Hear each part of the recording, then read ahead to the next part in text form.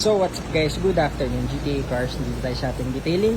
So maulan pa rin kasi kaya close ang ating detailing ngayon. Pero for the meantime, dinidetail naman ang ating mga units. Ito patapos itong ating Ford EcoSport Titanium Sunroof yan. And push start, top of the line. So meron tayong bagong pinasok. For releasing na rin to, 2015 Ford Fiesta. So ito yung rare color na brown.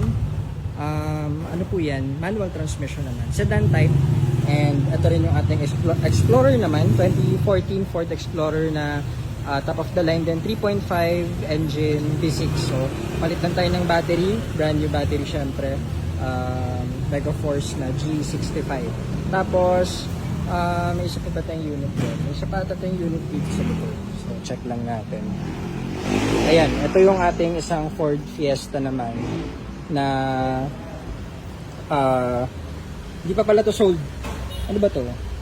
Sorry, sold na pala to. Nalilito na ako, ang dami nating units. Sold na to, itong ating Ford Fiesta na hatchback.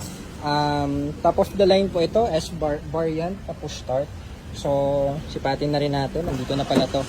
Ayan, so syempre, full detail po ang ating mga units, 3-step detailing yan. So, nalito na ako guys, sold na pala to. Ito yung ating for release na rin kay Sir Jim, all the way from Pangasinan. Ito pala yun, AQA 1215. So, palit na rin tayo ng ito, may mga basag to before. Kasi yan, tinatapos na, hindi pa siya tapos, may mga ano pa yan, may mga residue ng ating mga buffing. So, sa loob naman, i-detail yan yung carpet tsaka yung loob. Medyo natatagalan tayo sa detailing ngayon guys kasi skeletal lang ating dito. Kasi nga bagyo-bagyo. So ingat pa rin kayo sa daan at maulan pa rin. Pero maraming salamat, thankfully. Okay ang panahon ngayon. So ayan, ito yung ating Explorer. Pogi din yan guys. Top of the line yan na 3.5 limited. Push start din yan. So ayun muna, update dito sa ating detailing. Ay, thank you. Binuksan pa tayo ng ilaw. Maraming salamat. So ito, matagal natin ito di nakuha dito guys. Kasi nga nag-source pa tayo ng battery niyan. So okay na. Tapos ayan, tinatapos na ang inyong mga orders. Ayun, so yun muna for now. At may isa pa tayo re-release yung AAY na Ford EcoSport yung red.